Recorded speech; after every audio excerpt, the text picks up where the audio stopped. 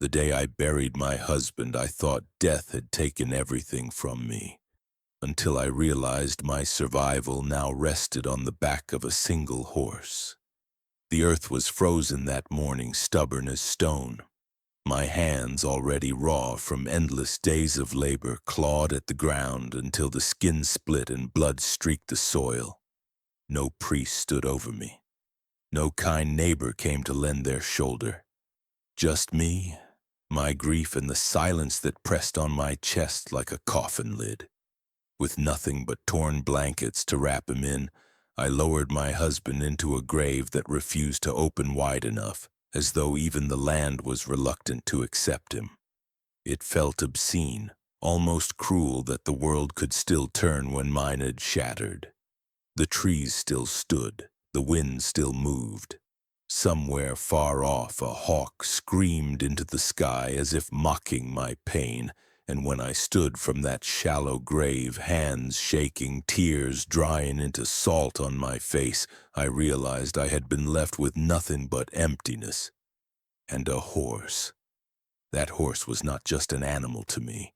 He was the hum beneath my silence, the echo in my loneliness, the one constant presence that kept me tethered to this brutal earth. His breathing filled the cabin's emptiness, a reminder that I wasn't entirely invisible. Each time his hooves struck the dirt, it echoed like a heartbeat in a world that had forgotten mine. But I knew the truth, and it clawed at me in the quiet hours. If anything ever happened to that horse, it would be the end of me. At night, I found myself speaking to him in whispers I once reserved for my husband. Secrets too fragile to say aloud filled the barn, drifting between the hay and the dust, as though the walls themselves could keep them safe. My horse never answered, of course, but in the way his ears flicked, in the quiet patience of his eyes, I felt heard. Sometimes that was enough to keep me standing. I wasn't new to loss. I had known it since childhood. I remembered nights in foster homes when the world smelled of disinfectant and desperation, and I'd trace cracks in the ceiling as if they could lead me back to someone who cared. Even then, I learned the cruel truth. Silence is a louder companion than words. Years later, I'd walked through cities where luxury cars idled under streetlights, where penthouse windows glowed with empty promises. I'd sat in diners long after midnight, coffee cold, staring at the reflection of strangers in glass. All of us lonely in different shapes. That loneliness had followed me like a shadow from cracked sidewalks to prairie dirt, and now it stood beside me again. Only this time it wore the form of a widow's shawl. And yet in the simple presence of my horse there was resilience. He became the thread stitching together the tatters of my broken life. There are scars the body shows, and there are scars it hides. Mine were carved deeper than the skin, etched in silence in the distance I kept from others. When I passed a mirror in my cabin, I often stopped, staring at a face I didn't recognize. The glass was cracked, splitting my reflection into fragments, as if mocking the idea that I could ever be whole again. Every time I caught my own eyes in that broken glass, I wondered, was this who I had become? A woman defined by absence, a shadow too fragile to cast its own light? The thought made me shudder.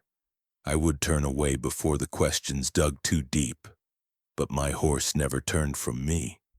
His quiet presence reminded me that connection doesn't always demand words.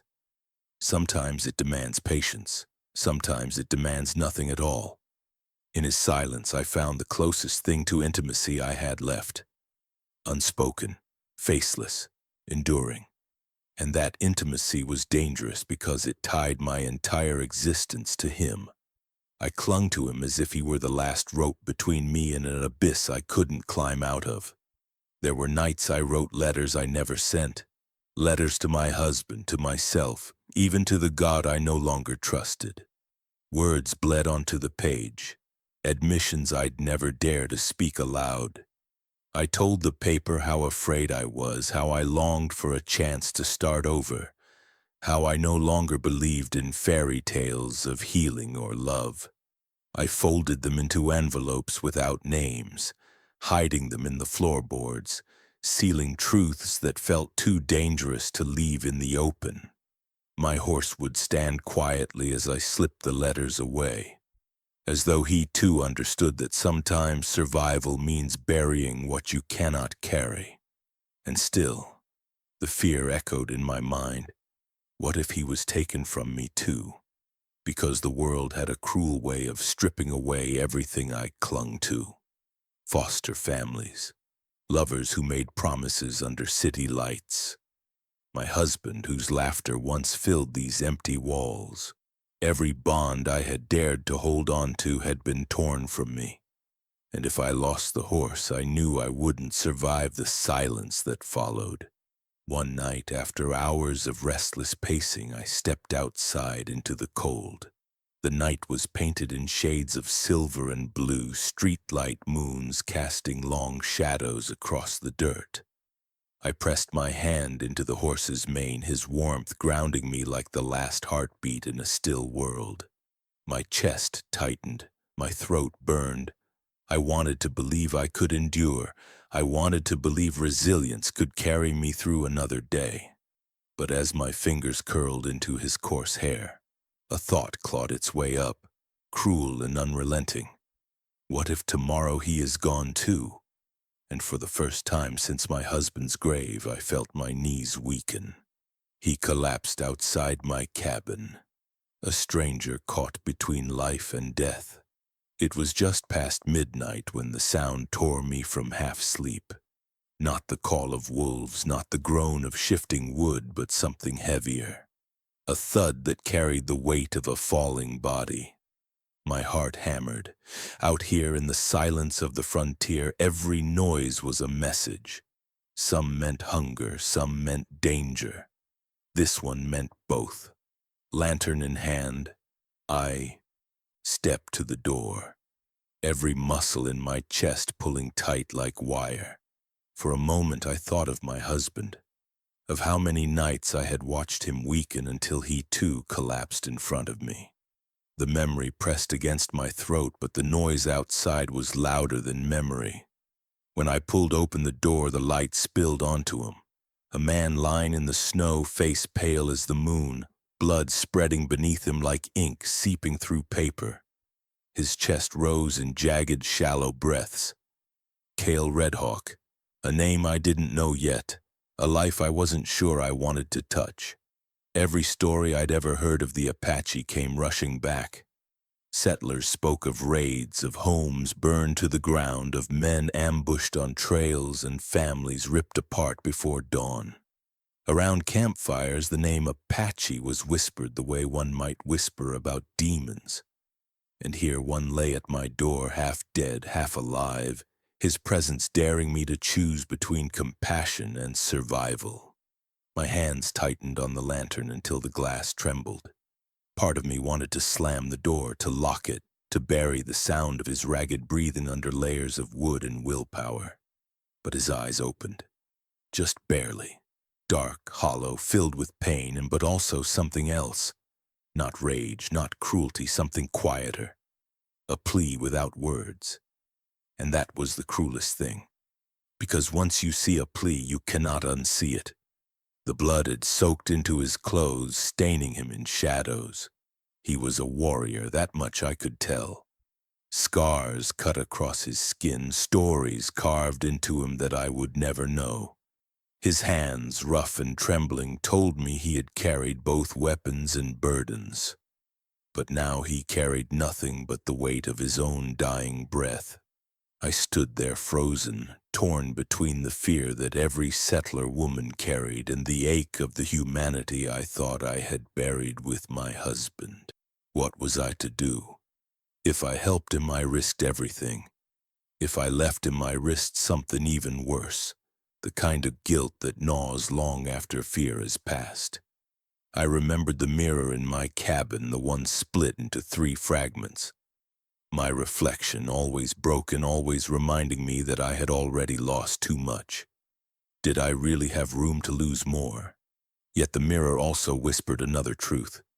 Broken things could still reflect light. And here, at my feet, lay a man who had been shattered by something greater than me.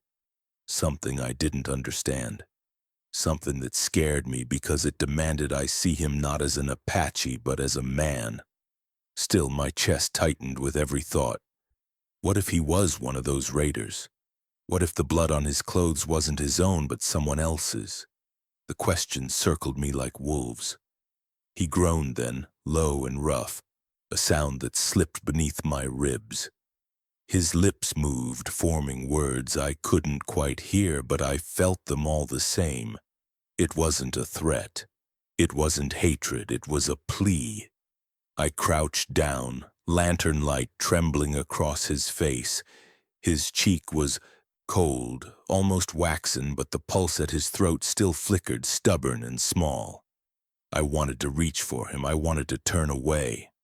Both desires battled inside me, clawing at the edges of the grief that had left me too raw to choose easily.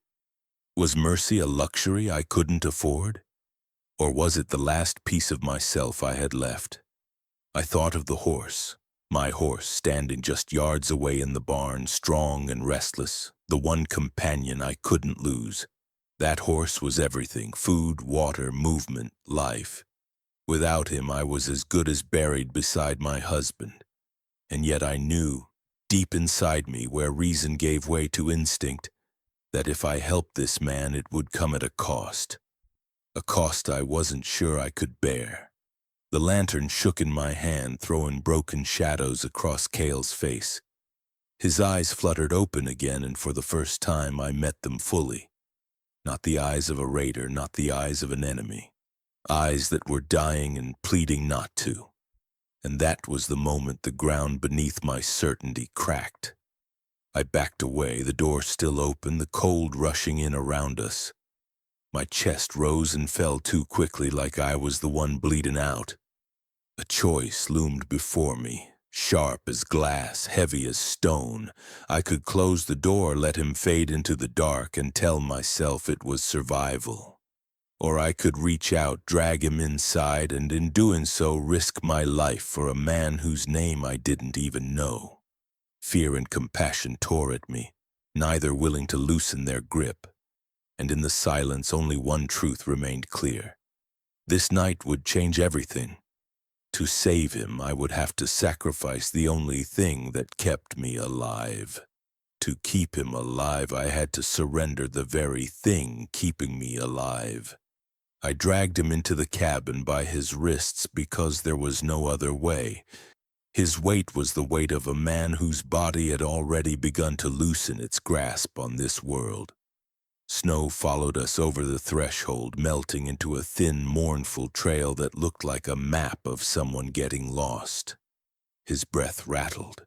His eyes kept slipping shut as if darkness had a hand over them. I didn't light more lamps. I didn't dare advertise a miracle or a mistake. The door stayed ajar just long enough for the wind to ask me if I was sure. I wasn't sure at all, and that uncertainty felt like the first price I would pay. I cut away cloth stiff with blood and found the worst of it. A gash along the ribs, a puncture low and mean, a bruise the size of a fist fading from purple to night. I cleaned him with the last of the boiled water, tore strips from a shirt that once belonged to my husband, and wrapped him as carefully as a mother wraps a newborn. He didn't wake, but he flinched, and the flinch told me there was still someone inside the wreckage. I whispered, "Stay," though I had never been able to convince anyone to do that before, and the echo of that word sounded like a promise I wasn't strong enough to keep. When he finally opened his eyes, they weren't war or thunder, they were winter, clear, depthless, and far. His gaze found my face as if it had been searching for a place to land. His lips cracked around a single word, the kind of word you tell the dark so it doesn't forget you. Cale. A beat later, softer. Red Hawk. It wasn't a threat. It was a declaration that he existed, and it landed on me like responsibility. I told him my name, and he blinked once, like he'd put it somewhere safe. I didn't ask who had done this to him. I didn't ask what he had done to others. Questions can be a luxury when a man is bleeding out, and I had already learned that luxuries are what get you killed. I pressed my palm over the bandage and felt heat pushing back. "You need a healer," I said, and the word healer hung in the air like a star you could see but never touch. Closest was a mission clinic 2 valleys over, run by a woman with hands steady as prayer, but it was far on foot and cruel in winter. I thought of the trail, rock ice, switchbacks that chewed at knees and lungs. I thought of the horse in the barn, steam ghosting from his nostrils, strength ready like a promise. The arithmetic of mercy was simple and ruthless. The only way this man lived through morning was if something I loved carried him there. I went to the door and listened. Nothing but the small noises of a world pretending not to watch me. Timber settling, a coyote's question, the hush of snow deciding where to fall. I pictured neighbors with lanterns, men who drank fear instead of coffee, women who swallowed gossip like medicine, people who would see an Apache under my roof and decide my fate from the outside in. If they came, would they believe compassion or accuse betrayal? The answer didn't matter. Accusations run faster than truth. I shut the door softly, the way you close a secret, and felt the walls lean in as if they wanted to hear what I would do next. In the barn, my horse lifted his head before I spoke. He had learned my footsteps, the shape my breath makes when I'm not strong enough to say the thing out loud. I ran a brush once down his neck, and he answered with a small sound I felt more than heard. He smelled like hay and the clean, patient part of the earth. We had built a life on the pact that he would do the work and I would keep him safe. Every bucket, every mile, every winter he had been the engine of my surviving. If I gave him now, I was giving more than an animal. I was giving the last machine keeping my heart turning. I measured out the last of the oats, the good kind I'd saved for a storm, and watched him chew like he was solving something. I checked the cinch twice, the way you double-check a letter before sealing it with a truth you can't unsay. My husband's coat hung from a nail, still carrying his shape in the shoulders. I touched the wool and felt the history rise under my fingers. Dances we never had, children we never named, a future we had drawn in the fog on the cabin window and watched evaporate. I folded the coat over my arm and told myself it didn't matter if grief had fingerprints, only that warmth survives the cold. Back inside, Kyle's breathing had steadied into the rhythm of someone bargaining with pain. I eased him upright.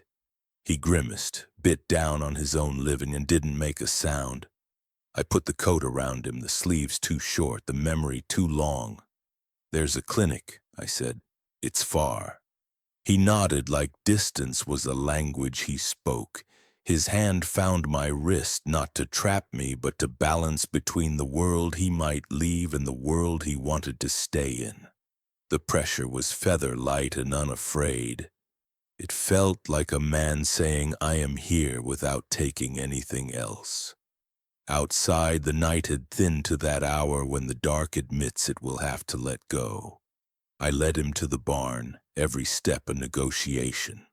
When the horse saw him, he stamped once and then went still, as if recognizing a purpose he hadn't been asked to carry before.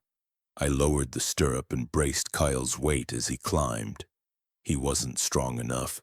Twice he nearly slid back, and twice I took his weight with a strength I didn't know I had. When he settled into the saddle, he didn't look like a warrior or a ghost.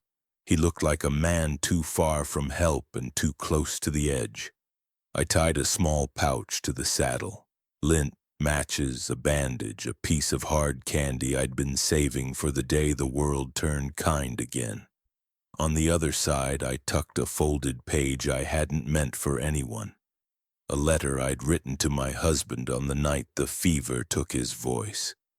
It wasn't instructions, it wasn't prayer.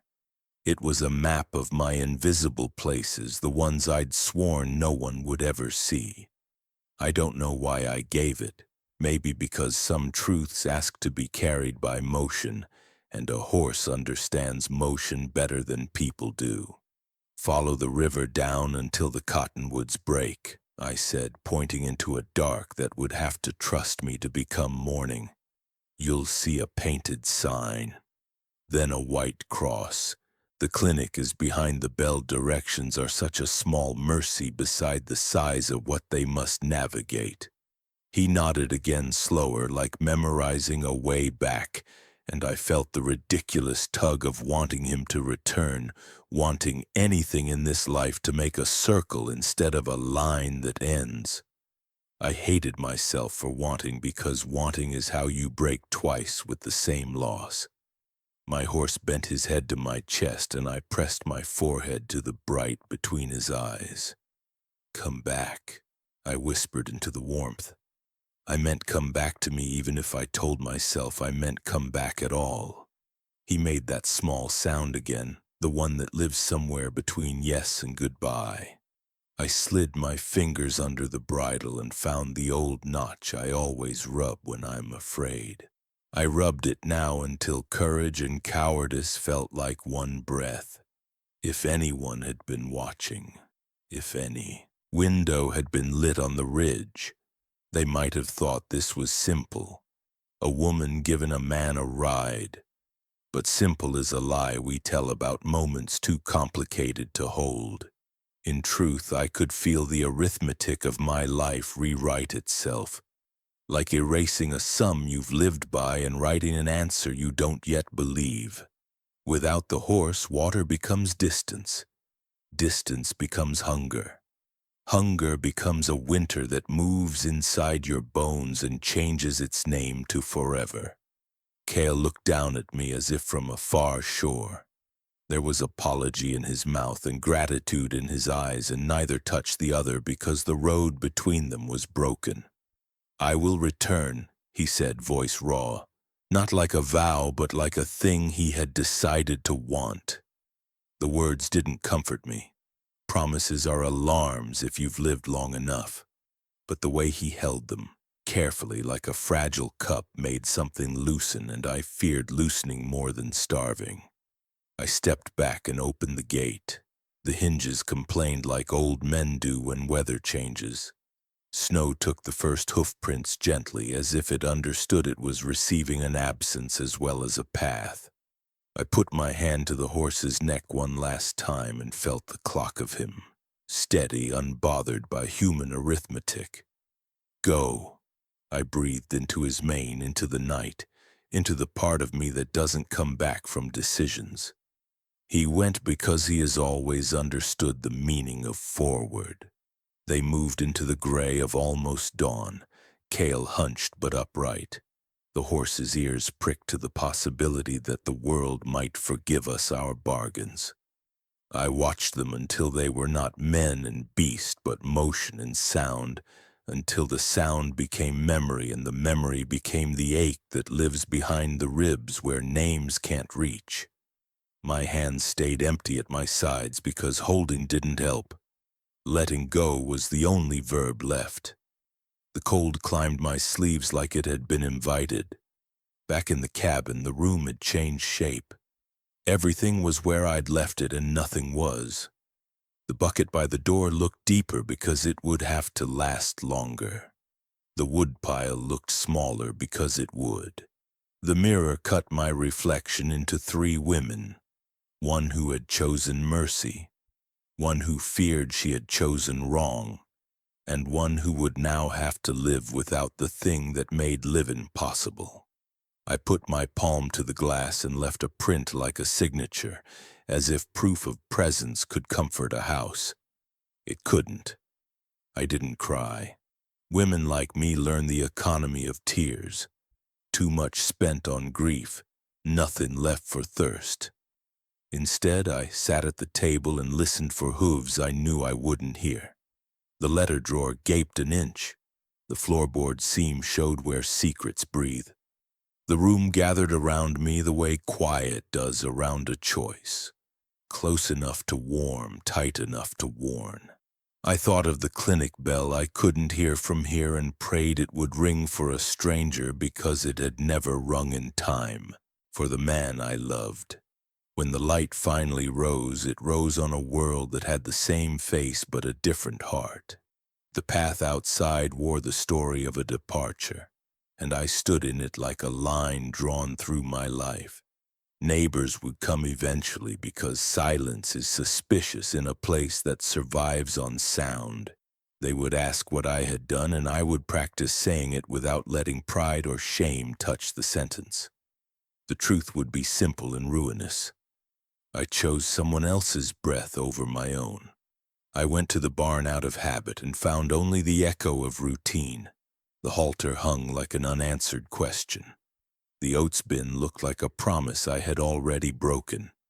I leaned my forehead against the empty stall and told myself that if I kept very still, maybe the world would forget to ask me for more.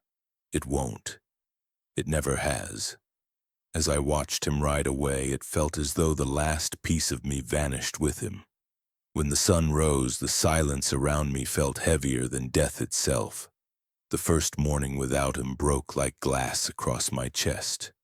The cabin, once just quiet, now groaned with an absence that felt alive.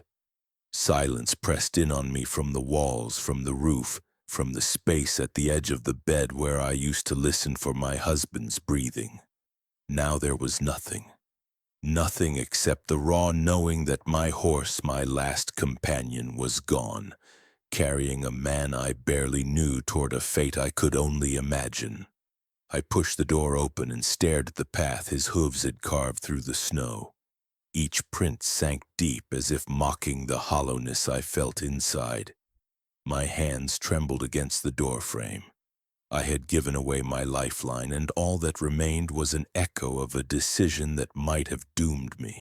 I told myself I had done the right thing, that compassion was worth more than survival. But the truth slipped in like frost. Mercy doesn't split firewood. Mercy doesn't carry water from the river. Mercy doesn't keep a woman alive in the middle of winter. The air was so still it felt unnatural, like even the world was holding its breath. By midday, my body already knew the weight of my choice. Fetching water became an ordeal. What had taken me a few minutes with the horse now stretched into an hour of dragging, stumbling, spilling. My arms burned, my back screamed, and my breath left me in fog that hung like unanswered prayers. The bucket handles cut into my palms until the skin split red lines, forming against the cold metal. I stacked what wood I could, the axe head striking but never enough. Each swing took more from me than it gave back. My husband had always split the logs with an ease that made me laugh. Now, alone, every strike was a reminder of his absence and the weight of my own weakness. The pile looked small no matter how many times I swung. Winter was cruel in its arithmetic. You give everything you have, and still it tells you it isn't enough. When I finally collapsed on the cabin steps, sweat freezing against my skin, I couldn't stop my eyes from drifting to the barn. The open stall mocked me with its emptiness. My horse's smell lingered faint and fading, and I pressed my face to the wood until I could almost convince myself he was still there. But when I pulled back, there was nothing, only splinters against my cheek. At night, the loneliness deepened into something almost unbearable. I would lie on the bed staring at the ceiling beams, listening to the sound of my own breathing echo too loudly. Every creak of wood became a question. Every gust of wind became an answer I didn't want. The night stretched long. and in their stretching I unraveled. I reached for letters I had written but never sent, words I had hidden under floorboards, truths about how fear gnawed at me, about how sometimes I wished the fever had taken me with my husband, about how surviving can be worse than dying when you have no one left to witness your life. I unfolded one and traced the ink, but I couldn't finish reading it. The pain was too sharp, the words too heavy. I folded it back and slipped it away as if burying it again could erase the reality it described. That night I dreamed of hoofbeats, steady, strong, coming closer. I woke with tears on my face only to find silence pressing down harder than before. Days blurred together. Hunger crept in, subtle at first, then louder, gnawing like an uninvited guest who refused to leave. The river was too far for my weakened arms to carry what I needed. The forest too cruel for me to drag back enough wood. My hands blistered and cracked, each one a small reminder of the price I'd paid for mercy. The neighbors didn't come. No one knew or cared what I had done. The world moved on, blind to the fact that I had given away my last chance at survival. Sometimes I wondered if Cale Redhawk had even made it to the clinic. If he hadn't, then I had thrown away everything. My horse, my hope, my future, for nothing. The thought settled in my stomach like stone. At dusk I lit the lantern and sat at the table staring at the flame. I thought of my husband's last breath, of the way his eyes had begged me not to let go. I thought of Cale's broken body at my door, of his eyes doing the same. The two memories collided until I could no longer separate them. Both were men at the edge of death. Both had asked for something I wasn't sure I could give. My husband had asked me to live. Cale had asked me to save him. And now I wasn't sure I had the strength to do either. On the fifth day, I collapsed halfway back from the river. The bucket tipped, water spilling into the dirt, disappearing faster than I could scoop it back. My knees hit the ground hard, and for a moment I didn't move. I thought, maybe this is it. Maybe this is how it ends. Not with fire, not with blood, but with a woman too tired to stand and a bucket too heavy to carry. But then I heard it, or thought I did. A sound, faint and far, like hooves striking the ground. My head snapped up, my heart racing. I held my breath, straining to hear. Nothing, just the wind. I dragged myself up, stumbled back to the cabin, and told myself it had been my imagination.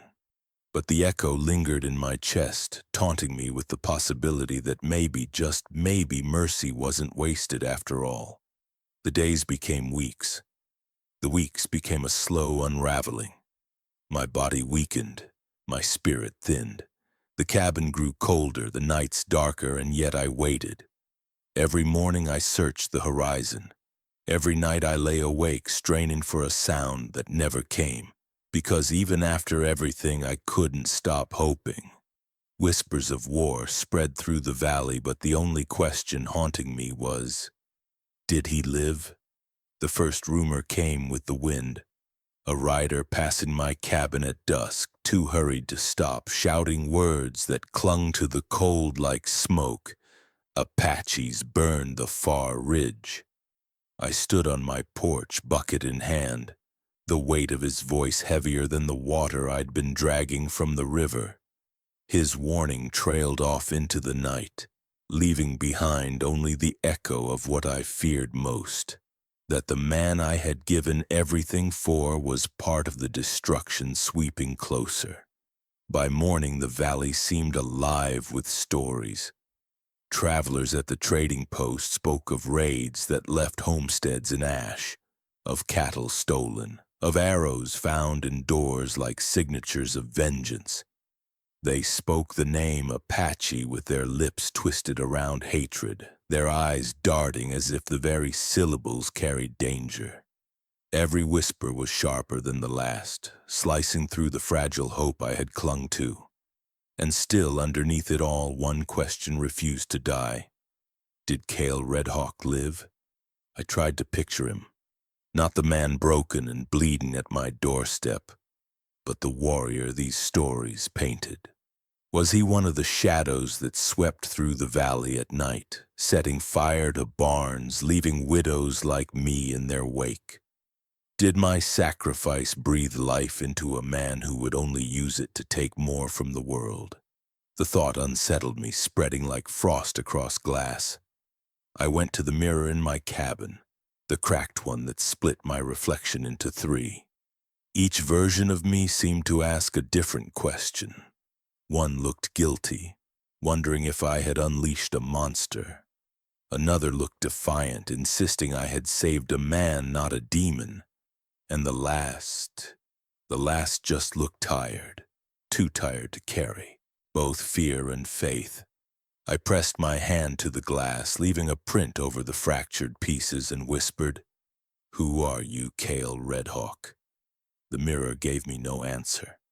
Only the silence pressed back. The neighbors began to avoid me. Not openly, not with words, but in the way their footsteps quickened on the road, in the way their eyes slid past my window as though even glancing inside might condemn them by association. They didn't know what I had done, not yet. But guilt has a way of making you feel exposed, even when no one has accused you. At night I sat at my table under the dim lantern writing letters I never intended to send. Letters to the man I had helped, letters that started with questions and ended with silence. Did you make it? Did you find the clinic? Did you curse me for sending you away with too little? Or did you thank me? Each letter was folded, hidden under the same floorboards that hid all my other truths.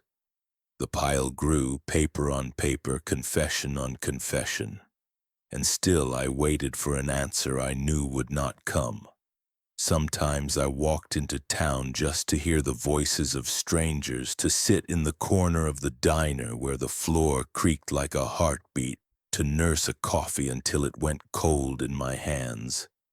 I watched the neon sign flicker in the window, the glow painting faces of men too tired to speak and women too weary to dream. Loneliness has many shapes: a widow on a farm, a child in foster care staring at the ceiling, a businessman staring out of a penthouse window at a city too bright to love him back. We are all stitched together by the same thread of emptiness. As I stirred sugar into a drink I couldn't taste, I caught my reflection in the diner glass. Faint, layered over the street outside where cars slipped past under the glow of streetlights. My face and the city blurred together, both fragile, both waiting for something that refused to come home. And in that reflection I saw what I didn't want to admit. I wasn't just haunted by Kale's absence. I was haunted by the bond that had started to grow in the silence between us. A bond I had no right to want. The rumors grew darker. Stories of a warrior who fought like he carried fire in his veins. A man with eyes sharp enough to cut through the dark. Some swore they saw him leading raids. Others claimed he vanished like smoke, too quick to catch, too strong to kill. Every description blurred with the face I remembered at my door. I told myself they were wrong, that the man I had bandaged, the man whose eyes had pleaded without words, couldn't be the same man they spoke of. And yet, doubt gnawed at me. What if my compassion had been wasted? Worse, what if it had been weaponized? Every night when the lantern dimmed and the house closed in, I asked myself, did I save a man or unleash a murderer? But even in my doubt, something stubborn held me upright. Resilience, perhaps. Or maybe it was the quiet intimacy of an unspoken connection that I couldn't erase. I remembered the way his hand had gripped my wrist, not with force but with balance, like a man holding on not to control me but to remain tethered to life. That single touch replayed in my mind more than any rumor could. It felt like truth in a world crowded with lies. And so I kept waiting. Every night I lay awake, straining for the sound of hooves. The silence was unbearable, but silence had always been my companion. From foster homes to empty city blocks to this cabin on the edge of nowhere, silence had followed me. Yet this silence was different. It didn't just mark loneliness. It marked the possibility that somewhere out there Cale Redhawk was alive, or that he was not. One evening, as the sun bled out over the horizon, I stood at the edge of the river. The water rushed past, dark and merciless, carrying reflections that bent and broke with the current. I caught my face in the ripples, and fractured, fleeting, fading. And in that fleeting image I realized something I hadn't before. Whether Cale lived or died, whether he was warrior or murderer, I had changed. Because for the first time in years I had opened my door to someone. I had let my walls crack. I had let silence turn into presence. And even if it destroyed me, that choice meant I was no longer the woman who only whispered into the dark. Still, no matter what I heard, I couldn't silence the prayer in my chest. Every creak of wood, every howl of wolves, I thought it was either him returning or death knocking. The nights stretched longer than the days, endless corridors of silence broken only by sounds that made my heart stagger. The cabin walls groaned with the weight of cold. Floorboards whispered like ghosts. The wind slipped through the cracks like an intruder, carrying with it the distant howl of wolves that felt closer every night. Each sound pressed against my chest, and each time I thought the same thing. Either Cale Redhawk has come back to me, or death finally has. I lay awake most nights staring at the ceiling beams that felt like they were lowering inch by inch, suffocating me. Sleep was a stranger, and when it did come, it carried cruel dreams, hoofbeats thundering toward me only to fade into nothing, or the sound of a voice whispering my name only for me to wake alone. The nights were merciless teachers, forcing me to learn the sound of hope dying slowly. And yet every time a wolf cried in the distance, I whispered his name back into the dark, half prayer, half curse, Cale. Hunger carved me from the inside out. My arms weakened with every trip to the river, my body bruised by the weight of buckets too heavy to carry alone.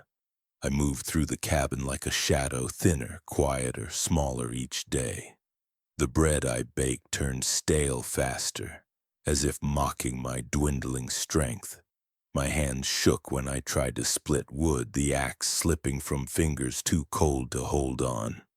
Some nights I pressed my forehead to the cold glass of the window and traced the outlines of the frost, my breath fogging the pain. My reflection blurred, then disappeared, leaving only the dark behind it. It reminded me of my past.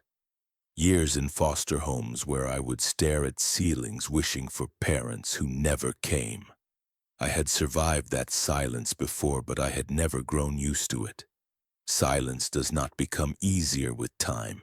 It simply grows sharper, cutting deeper each time it returns. Now that silence was back. Only this time it wasn't the silence of abandonment. It was the silence of waiting for an answer that never came. I prayed, though I hadn't in years. My husband's death had stolen faith from me, replaced it with bitterness. But hunger does strange things to the heart, and fear even stranger. I found myself on my knees by the bedside, whispering words that felt awkward on my tongue, clumsy but desperate.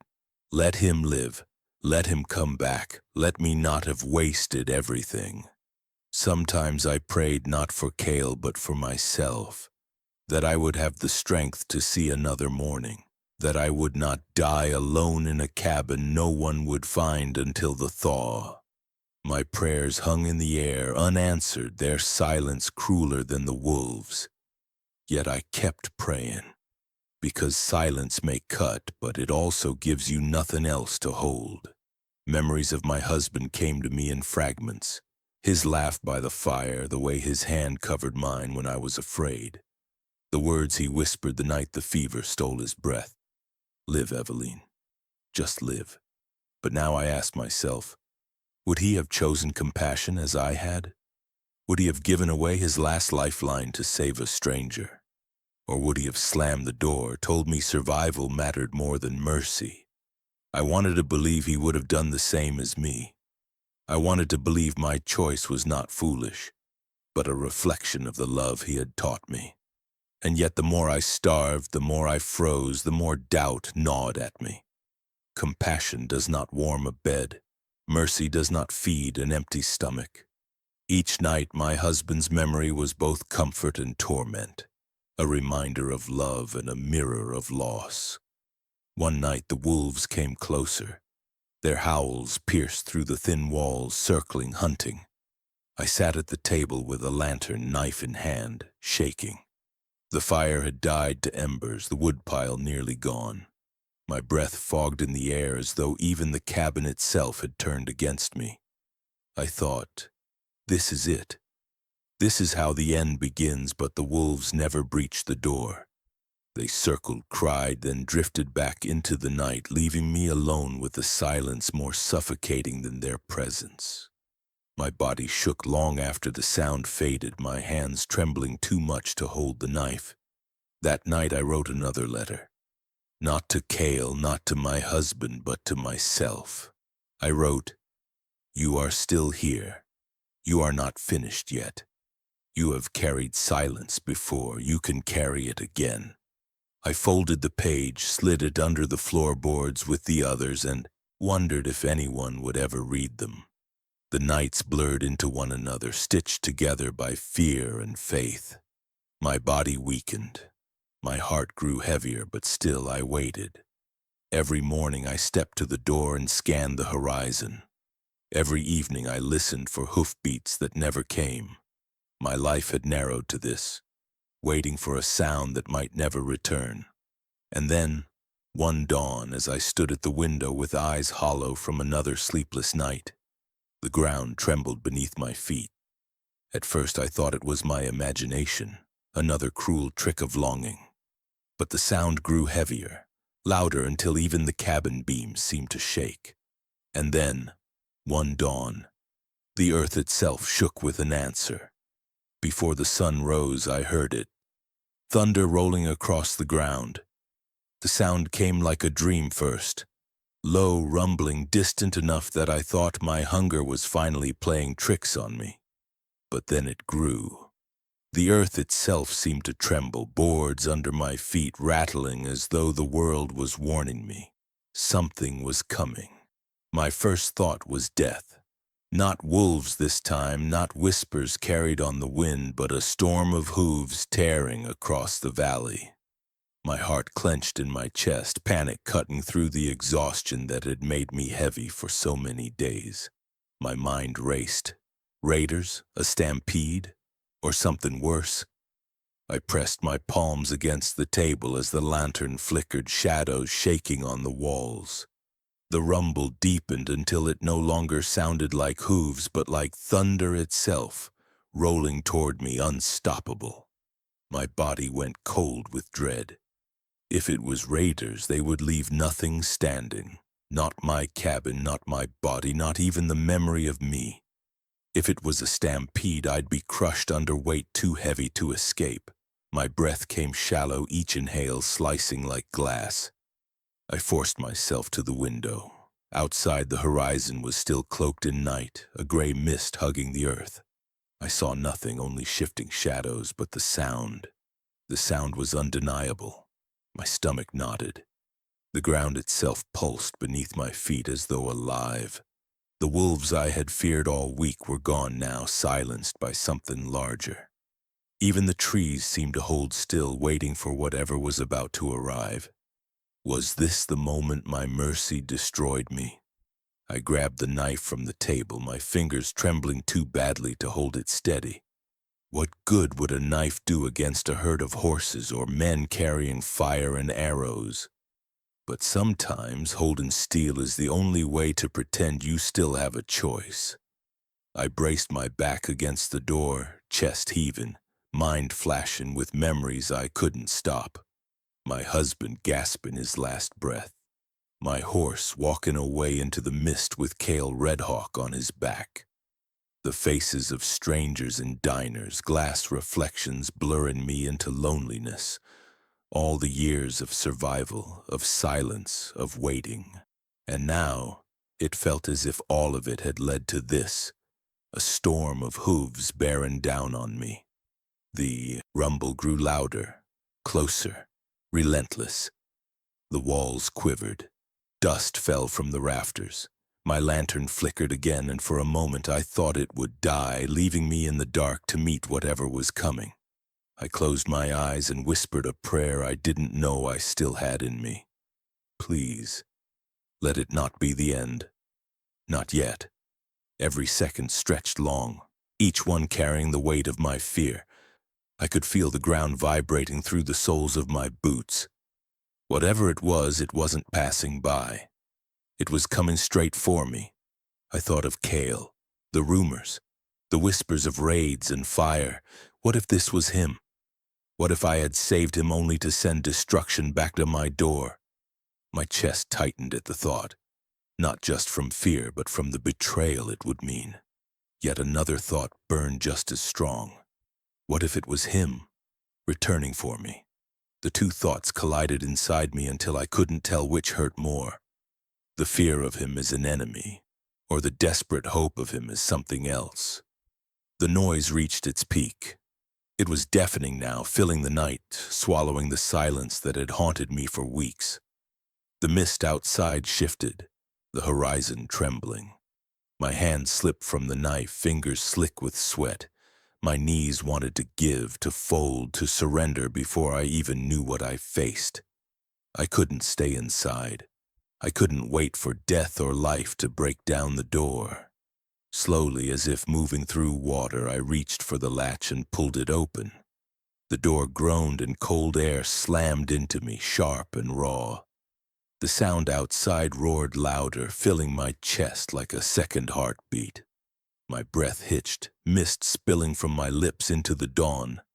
I stepped onto the porch, every nerve screaming, my body braced for whatever truth was about to come crashing through the mist. My eyes strained against the gray. Shadows shifted. Figures moved. My heart pounded so hard it drowned even the thunder. And then, but when I stepped outside, the mist revealed something I could never have imagined. Out of the mist, Kale Redhawk returned. Not alone, but leading a storm of wild mustangs. The mist peeled away like a curtain, and what it revealed stole the air from my lungs. At first, there was only one figure, shadow against shadow. A rider hunched forward, body swaying as if the storm beneath him carried him instead of the other way around. But then the shapes multiplied, growing, stretching, filling the horizon with movement. It was not a stampede of chaos, it was a tide. A storm of wild mustangs, their manes streaming like fire, their hooves splitting the earth into thunder. And at their front, riding as though born of the storm itself, was Kale Redhawk. For a heartbeat I couldn't breathe. For weeks I had imagined him dead. Or worse, imagined him alive, but using the breath I had given him to bring fire back to this valley. But here he was, alive, undeniable, and carrying with him not destruction but life, multiplied. The knife slipped from my hand. My knees buckled against the weight of disbelief. I saw my horse then, my horse, breaking from the herd, galloping toward me as though distance had never existed. His hooves struck the frozen ground with a rhythm I had ached to hear. A rhythm that had haunted my dreams. He came to me in a blur of steam and breath, stopping so close I could feel the warmth rolling off him. My hands shook as I reached for his mane, the smell of him, the solid weight of him. It undid me. I pressed my forehead to the bright between his eyes the same way I had the night I let him go and whispered, "You came back." But even as I said it, I knew it wasn't the horse who had chosen to return. It was the man who brought him back. Kyle rode closer, His body battered but unbroken, his face marked by the journey but his eyes steady, sharp, alive. He sat in the saddle like someone who had made peace with both life and death, carrying neither pride nor apology, only truth. The mustangs followed him, not like captives but like shadows bound to his will. And in that moment I saw something I hadn't before. I had thought of him as a dying stranger, as a burden, as a possible betrayer. But now, seeing him ride with the storm at his back, I saw what he really was. A man who had walked through fire and returned carrying more than he had taken. The earth shook beneath the weight of the herd, but my heart shook harder. This was not the ending I had prepared for. Not the wolves, not raiders, not death. This was something else, something I couldn't yet name. I staggered backward, gripping the porch post as the herd circled wide, their bodies glistening like liquid shadow. My horse nudged me again, grounding me, reminding me this was real. Not a dream, not a cruel trick, real. And yet my body trembled with disbelief. Why? Why had he come back? The mist broke further as the sun began to rise, casting pale light across the herd. It painted Cale in gold, highlighting every scar, every shadow. He reined in his horse just beyond the porch, the mustangs slowing behind him, restless but waiting. For a moment we just stared at each other. No words, no explanations, just silence stretched across the frost between us. And in that silence I felt it. The unspoken connection that had begun the night I pulled him into my cabin. A bond not built on promises or fairy tales, but on survival, on scars, on choices that defied reason. His eyes found mine, steady, unflinching. And though the world roared around us, it felt like everything else went still. I thought of all the nights I had waited, all the prayers I had whispered into silence. I thought of the letters hidden under floorboards, the mirror splitting my reflection into fragments, the diner booths where I once sat staring at my own emptiness. I thought of how I had believed mercy was wasted, how I had doubted every choice that led me here. And now, here he was, living, proof that mercy can echo back, not as weakness but as strength multiplied. The storm had not destroyed me. It had returned carrying hope. I stepped off the porch, my boots sinking into the frost. My horse followed me, brushing against my shoulder as if guiding me forward. My knees still shook, my chest still burned, but I kept walking until I stood only a breath away from Cale Redhawk. Up close, I saw how broken he still was. His wounds were not gone, only hidden beneath layers of grit and resolve. His hands trembled on the reins. His face carried exhaustion carved deep into his bones, but his eyes burned steady. He didn't speak, neither did I. Words felt too small for what stood between us. Instead, he dismounted slowly, almost collapsing, and I caught his arm before he could fall. His weight leaned into me, heavy, alive, undeniable. For a moment, our silence became presence, and presence became trust.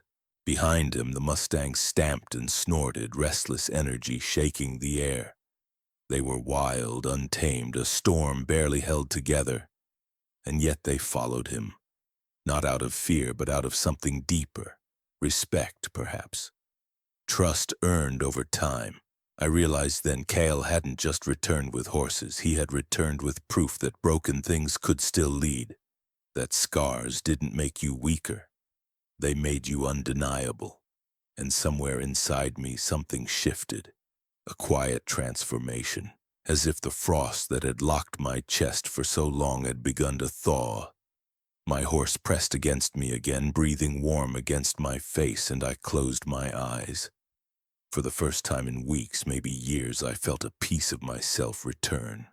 Not the old me, not the woman defined by loss, but someone new. Someone standing on the edge of something unplanned, something terrifying, something hopeful. But what he returned was not just a gift of horses. It was the return of life itself. He didn't just bring back my horse. He brought back my hope, multiplied 100-fold. For a long moment, neither of us spoke. The storm of hooves quieted behind him. The mustangs shifted restlessly, their breath hanging in the cold like smoke. My horse pressed against me, steady and real, anchoring me in the middle of what felt like an impossible dream. Cale's chest rose and fell with effort. His face was lined with weariness, his shoulders bearing not just the weight of his own body, but of every mile he had traveled to return. And yet, when his eyes found mine, there was a steadiness in them that words could not carry. Gratitude. Resolve something older than both. Finally, his voice broke the silence, rough and low, like stone against stone. "You gave me your life," he said. "So I brought it back to you, 100-fold. I shook my head, unable to grasp it. My hands still trembled against my horse's mane, still traced the warmth I thought I'd lost forever. "I gave you nothing," I whispered. "I gave away the only thing that kept me alive." He stepped closer, and the mist curled around him like a cloak. "No," he said, "you gave me mercy when I should have been left to die. You gave me a chance no one else would have.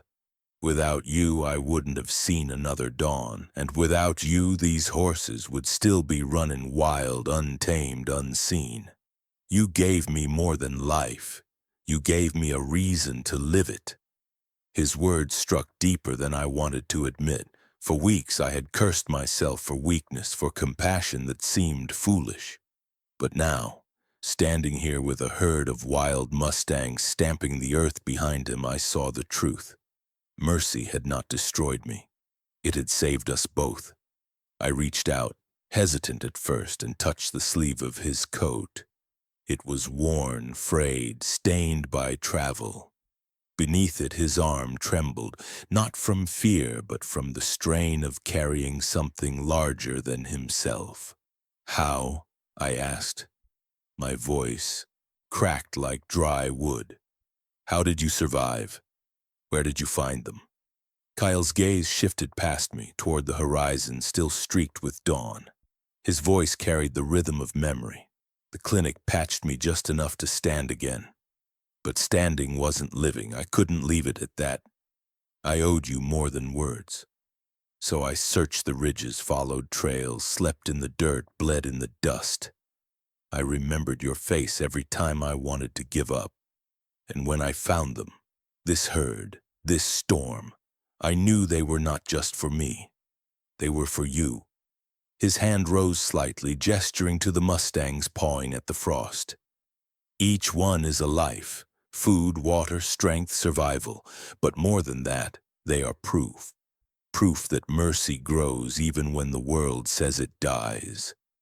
Tears blurred my vision, spilling before I could stop them. I pressed my hand to my mouth, choking on the weight of it. For so long I had believed I was finished, that survival meant only dragging myself through days empty of meaning. But now here he was, standing before me, offering more than survival, offering possibility. "I don't deserve this," I whispered. Cale shook his head.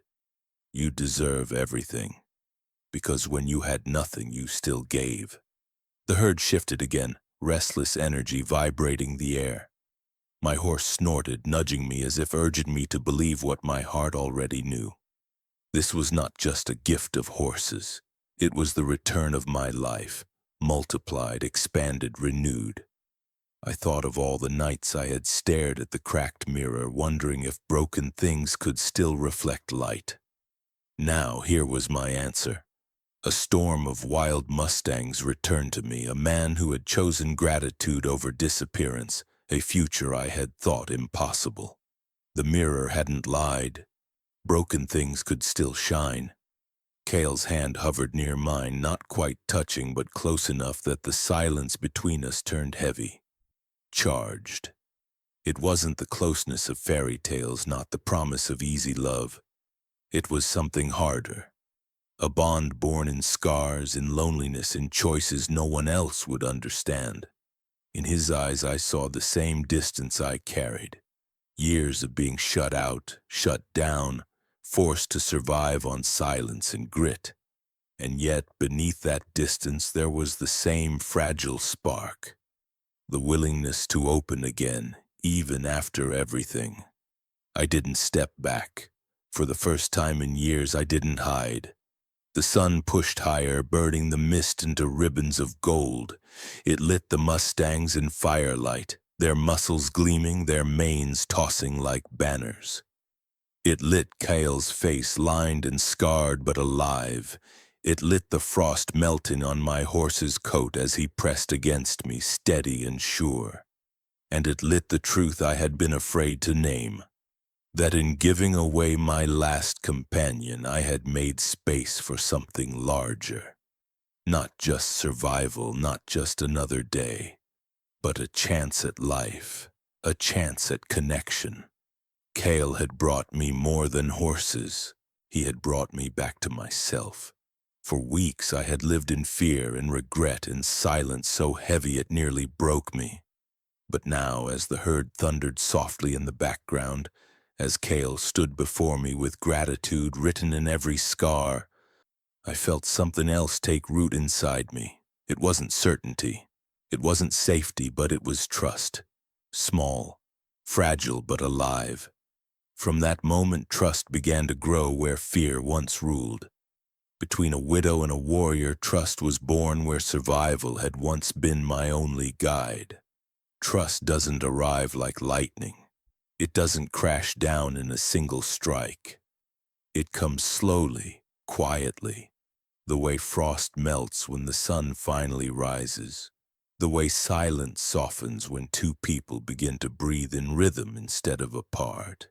For weeks, fear had been my only companion. Fear of wolves, of hunger, of loneliness, of the man I had given everything for. But now, as Kale stood before me with the herd shifting like shadows at his back, I felt the shape of something new. Trust. Fragile, thin as glass, but real. We didn't speak much in those first days after his return. Words felt too small to carry what had passed between us. Instead, we worked. We mended the fences together, his hands steady on the posts while mine tied the knots. He split the wood, his axe falling true where my arms had failed. I hauled water with him beside me, the burden lighter, not because it weighed less, but because it was no longer mine alone. The rhythm of survival became something shared, and in that sharing, walls began to crack. Some nights when the fire burned low, I caught him watching me. Not with hunger or claim, but with a kind of quiet acknowledgement, as if he knew the loneliness I carried because he had carried it too. And when I caught myself watching him, I saw more than the warrior I feared. I saw the man who had nearly died on my porch, the man who had chosen to come back, not with violence, but with life. He told me little of his past, and I offered little of mine, but in silence. Scars speak louder than words.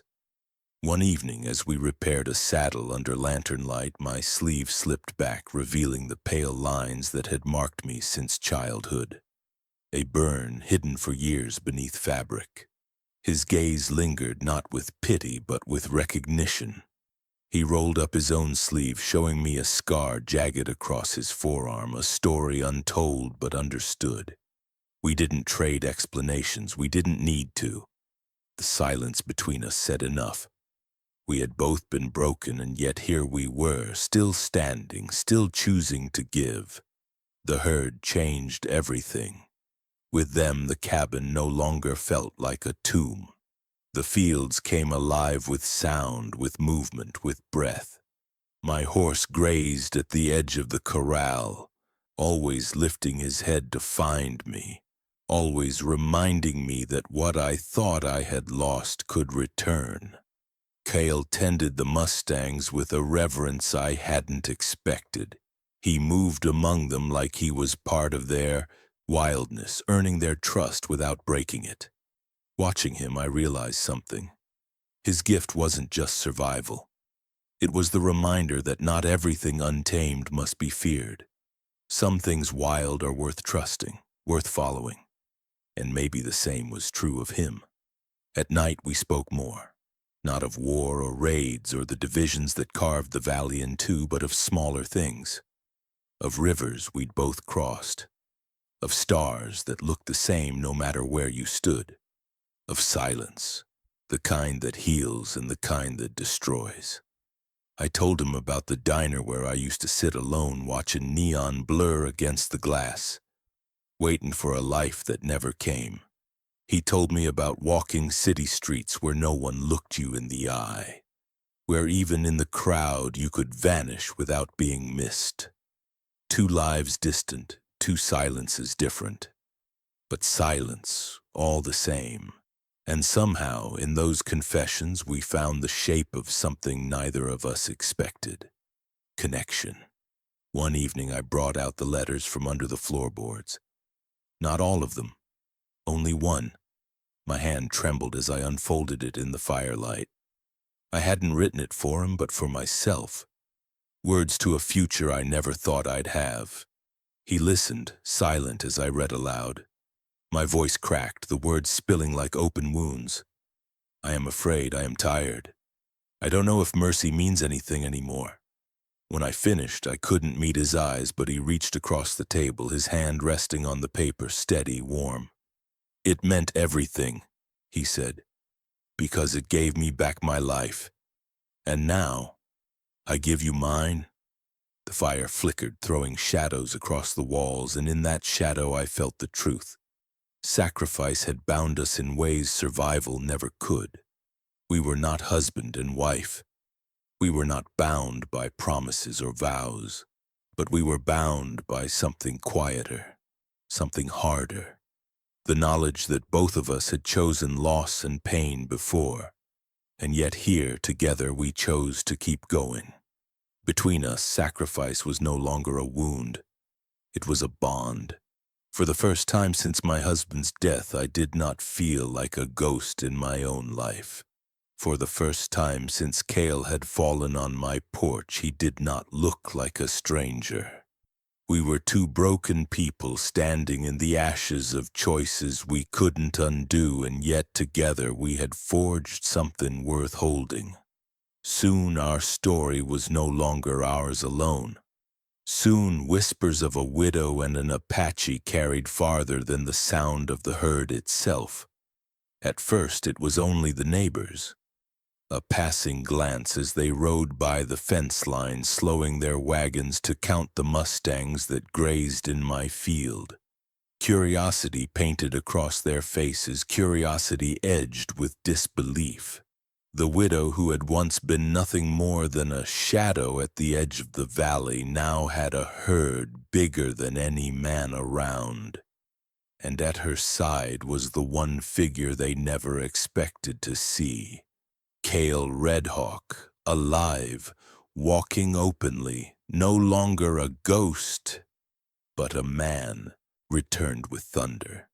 Then the whispers began. At the trading post, at the diner where the cracked floorboard still groaned under boots in letters carried across miles.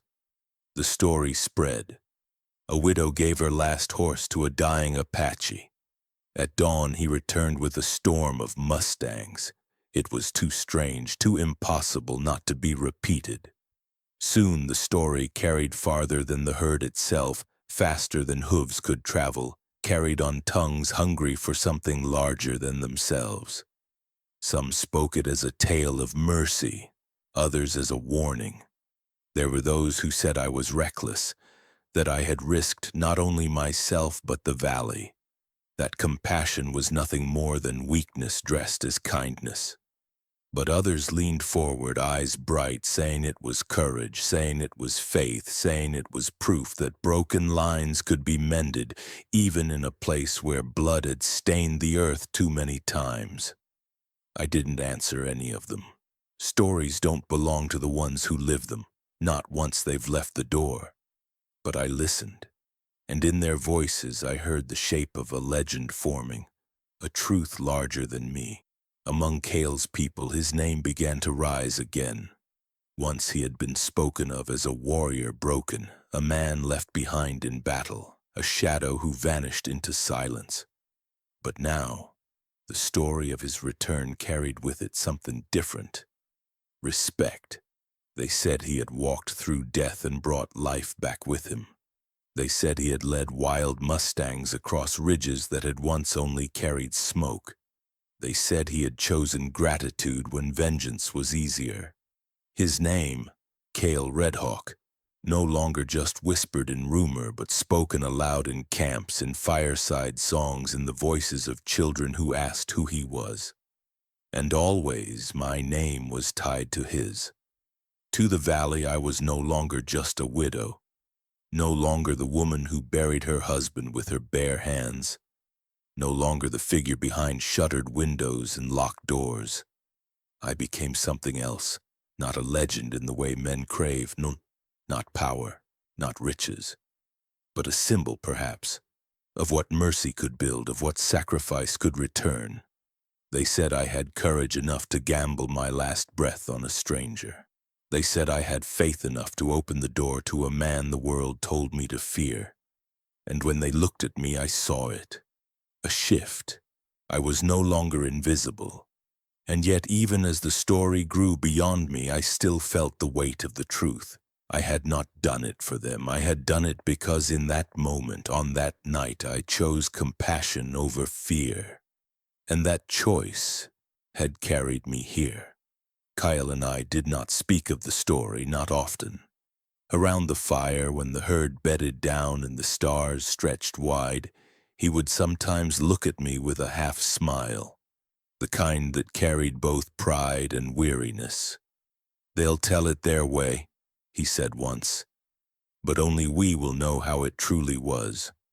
I nodded because he was right. Stories change in the telling. They grow wings. They gather shadows. They stretch beyond the truth. But still there is power in them. Still they matter. And in quiet moments, I let myself wonder if maybe, just maybe, the story was bigger than both of us. The mustangs drew others, traders, settlers, wanderers, all came to see the herd, to bargain, to marvel. And with them came more voices, more whispers, more retellings. I heard my own name in the mouths of strangers, carried like a banner I had never asked for. It was strange hearing myself turned into something more than flesh, more than bone. But sometimes at the edge of a crowd I caught the gaze of a child looking at me not with fear but with wonder. A child who had heard the story and believed it meant something was possible. That kindness was not weakness, that survival was not the only path, that even broken people could carry light. And in those eyes I understood why stories matter, even when they do not belong to you anymore. Still, there were nights when the weight of it pressed too heavy. Nights when I sat alone, pen in hand, writing letters I would never send. Letters confessing that I did not feel like a legend, that I did not feel like courage, that I still woke in fear, that I still carried scars I could not name. But then Kale's hand would rest on mine, steady, grounding. "You don't have to be more than you are," he would whisper. "You already gave enough."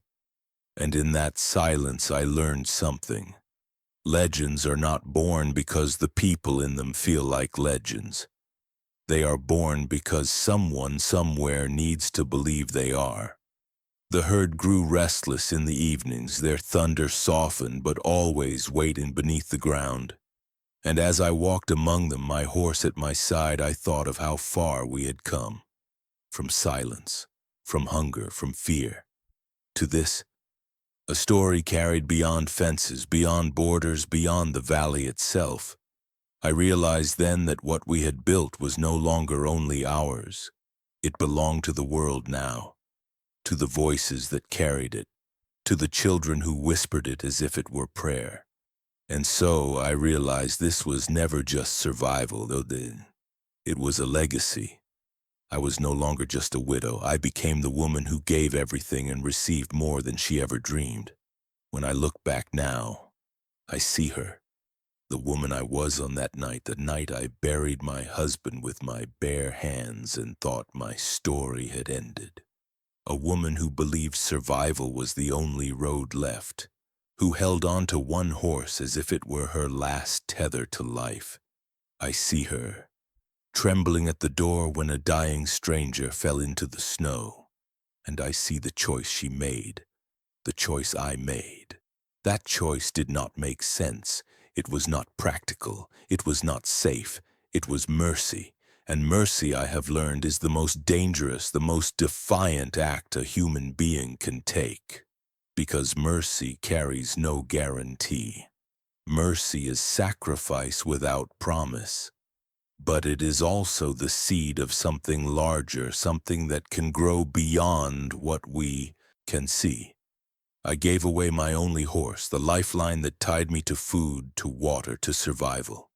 I thought I had given away my last chance at living. But in truth, I had given away the silence that bound me, the fear that defined me. And in return, mercy came back to me multiplied, not just in the thunder of mustangs, not just in the return of my horse, but in the presence of a man who chose gratitude over vengeance, who carried scars the world could not erase, and who stood beside me not because he had to, but because he wanted to. Cale Redhawk became more than the stranger I saved. He became my mirror, my proof that even broken people could rebuild, even silences could be filled, even wounds could heal. Together we carried a story that grew beyond us. At first it was only whispers, then it became legend. A widow and a warrior, a horse given, a herd returned, a bond born not of convenience, not of survival alone, but of sacrifice. Some called it foolishness. Others called it courage. I call it truth, because I lived it, because every scar I carry is written in its lines. And in the telling, I became something I never thought I could be. I was no longer just a widow. I was no longer just the woman left behind. I became the woman who gave everything and received more than she ever dreamed. Cale's people spoke his name again, not in whispers of loss, but in songs of return. The valley spoke mine, not in pity, but in respect. And together our story carved itself into the soil like the thunder of hooves, too deep to be erased. It was never just about the horses, it was never just about survival. It was about what happens when you choose mercy in a world that tells you to close your door. It was about what happens when you open yourself to connection, even when scars make you want to stay hidden. It was about trust, about sacrifice, about redemption. Even now, when the nights grow long and the wolves still howl in the distance, I walk outside and listen. I close my eyes and hear the echo of hooves, the storm that once carried life back to me. And I remember mercy is never wasted. It always returns, though not always in the way you expect. Sometimes it returns as survival, sometimes as love, and sometimes, if you are willing to wait, it returns as legacy. The bond between Cale and me was never simple, never easy. It was not born of fairy tales or promises whispered in candlelight. It was forged in silence, in scars, in the fire of choices that broke us and built us again. He once told me that scars are proof we were strong enough to survive what tried to kill us. And when I trace the lines on my skin, I know he is right. But I also know this: scars are proof of sacrifice, and sacrifice is proof of love even when the word is never spoken. I was once the woman who thought her story had ended. But now, as I stand in the fields watching the herd move like a river of shadows across the land, I know better. My story did not end in grief. It began there. It began the moment I opened the door to a dying man and chose mercy over fear. So let the whispers carry, let the legend grow, because it was never just survival. It was never just a story of a widow and a warrior. It was proof that even in the harshest winters, even in the loneliest silences, mercy can still live. And if mercy lives, then so do we. The first-person voice softens, fading like hoofbeats into distance. Eveline's reflection becoming a legacy larger than herself.